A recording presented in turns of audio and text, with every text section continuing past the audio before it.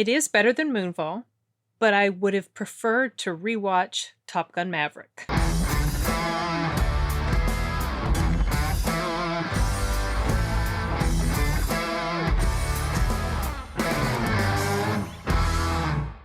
Yeah, I know. You guys, several weeks ago, I had accidentally seen reviews, not reviews, but a Rotten Tomato score. Why am I wearing this? Oh my gosh. One of these days, I'll remember. I don't need them for reviews.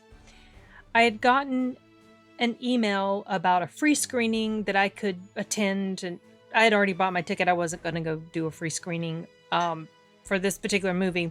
But in the bottom of it, sorry if the camera's shaking, in the bottom of it, it said something like Rotten Tomatoes score for this is, I don't know, 84.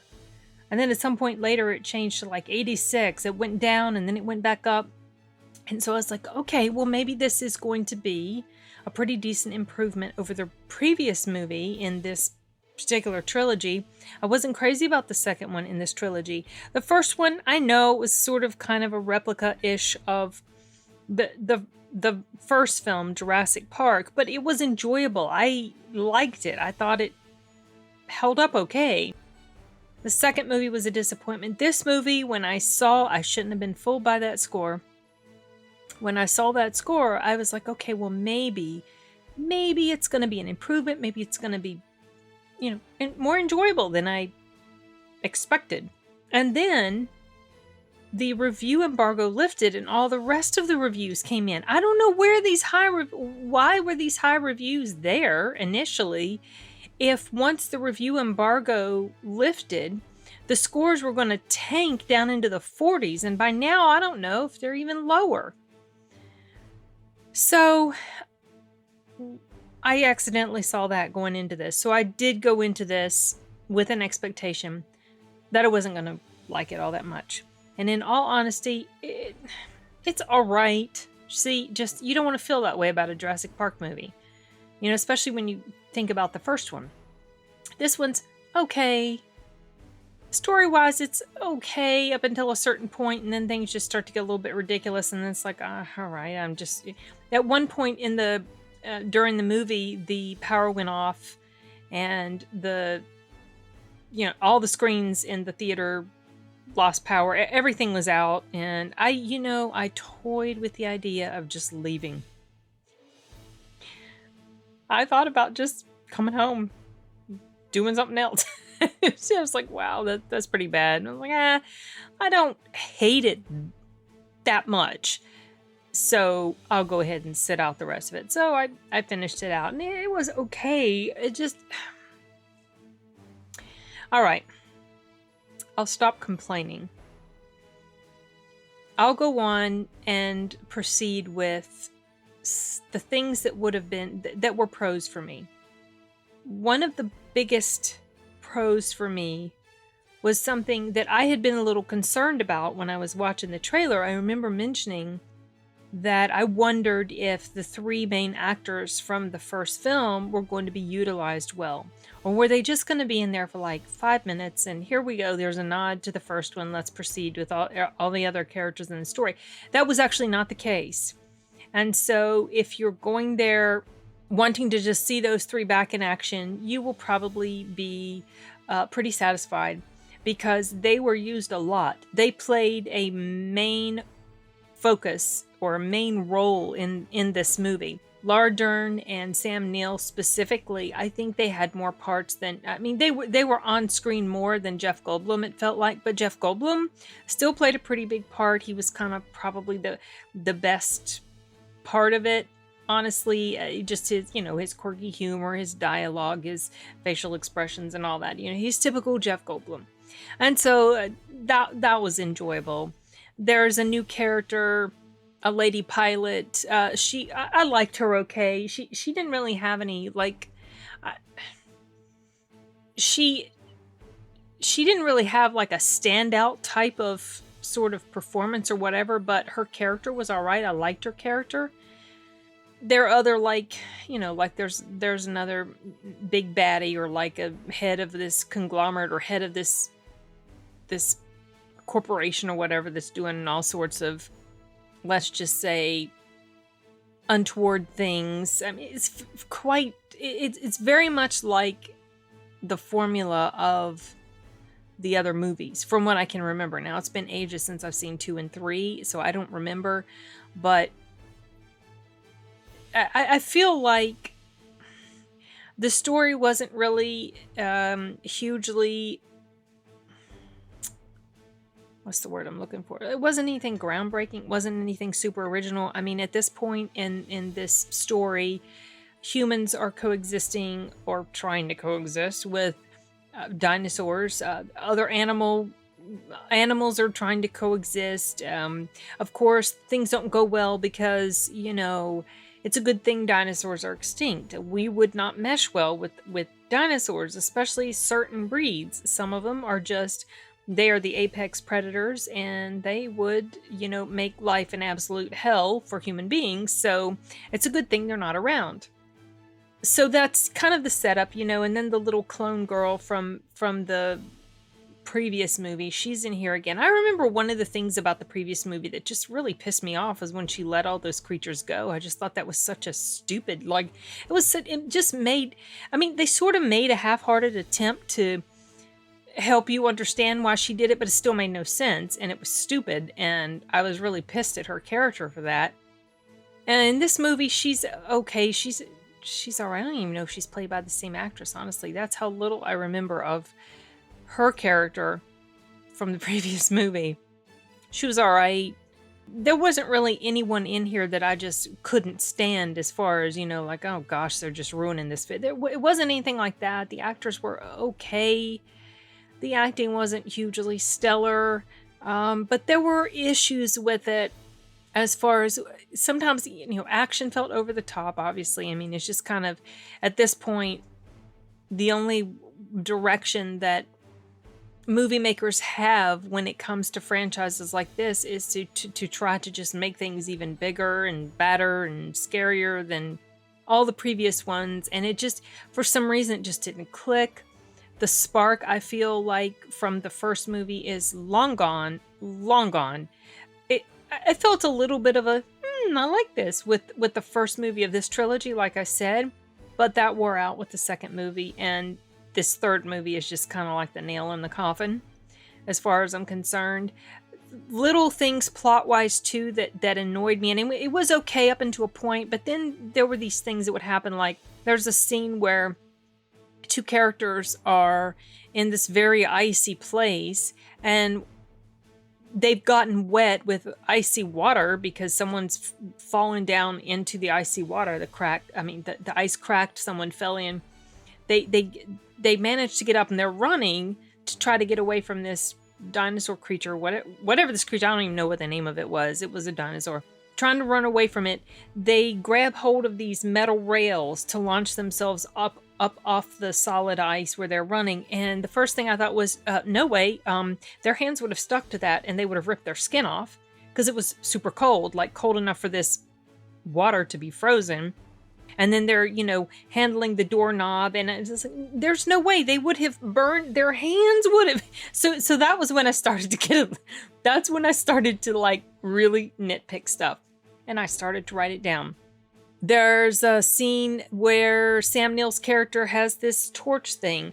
Oh, sorry, I forgot to press the slideshow to make it go. There's a scene where Sam Neill's character has, like, this. It's not that, actually. He never carries the torch like that. It looked like some type of tool with two handles, and a cloth was wrapped around it and lit on fire. And that thing, like, how long can those things really burn? Not as long as it burned in this movie. That sort of stuff. What else? There's some dumb part where Sam Neill loses his hat. It's like it falls on the ground and they're trying to escape their situation, and Laura Dern's character screams, "Get the hat!" What? What? You're worried about a freaking hat when this dinosaur's trying to kill you? It's just like, oh, big eye roll there on that one. What else? Oh yeah.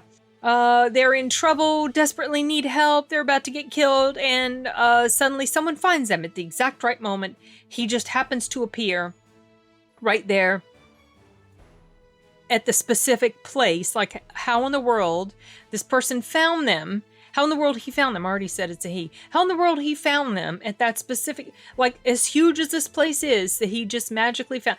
Okay, that got on my nerves. What else? Oh yeah, there's this other thing, and I don't know, maybe I'm missing something, but the baddie is packing up his stuff. And before he starts packing up his stuff, it for some reason focuses on this Barbasol bottle. A shaved Barbasol, looks like it's been burned or whatever. And then at some point later he drops it and it focuses on that. But then nothing ever happens with the... What am I missing? Was there a Barbasol bottle that something was hid in earlier in the movie? I don't remember seeing anything about that, and I don't remember seeing anyone pick up the bottle later. Was it in another film and I missed something? I mean, what was this? That made no sense. I didn't get that. That got on my skin. That got under my skin. And then there's another point where they're looking for this baby raptor, and magically the little clone girl from the previous movie, she just... So they'd been around each other a couple points in the film, and there's like this point where they're both running off, and they go in two different directions, right? She never really sees where the raptor has gone to, so how would she just magically know where the baby was? That made no sense. Whatever. Oh yeah, whatever. Listen, I was saying, what else? I wrote down here, characters everywhere, they needed to be at the exact right moment. That got old. That got just really... I mean, you know, that sort of thing is going to happen a lot in these types of films. I mean, it's kind of common.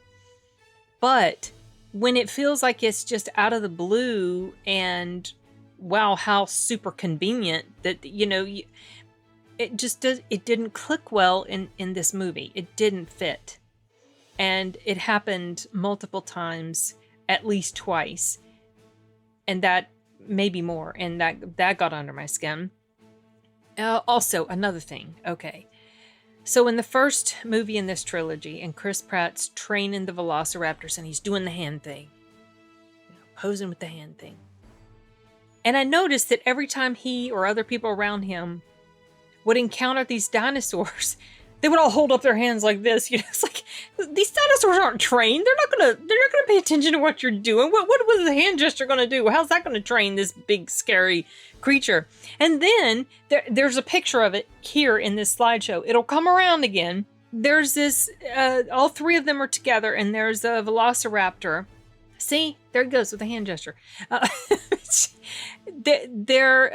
Chris Pratt's character, the clone girl, and Sam Neill's character, and they all like, with this velociraptor, you know, and they're like, what was it the girl said? Oh yeah, she said, she jumped forward, held up her hand, did the Chris Pratt thing, and she said, eyes on me. And then the velociraptor's like, oh, focus on her, you know. That scene right there. I was like, no, this is lame. Just can't. Just thinking about it makes me laugh. So, yeah, I'm not the biggest fan of this movie. I am glad that the original characters were used as well as they could be used. You know, they weren't just like throwaway. They had very active parts. I did appreciate that. So I don't want to sound like I'm hating every single thing about this movie, but I'm really not enjoying this movie as a whole, and it's too bad because I feel like they could have done a better... I mean, you always feel like, oh, you know, it's funny. You know bad writing when you see it. You just can inherently feel the weakness of a story, even though you might not be able necessarily yourself to know how to fix it, but you just know it doesn't work.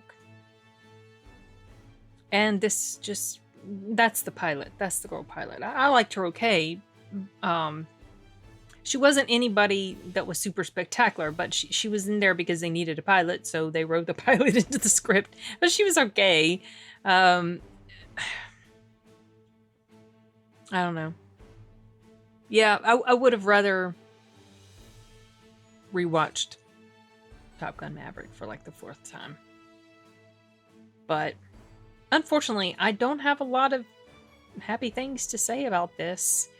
I feel like it's probably going to do pretty well initially this weekend, just because, I mean, the theater I was in the very first Showtime Thursday previews, 4 o'clock, and it was pretty well packed. It's probably going to do okay. I don't think it's going to do spectacular this weekend.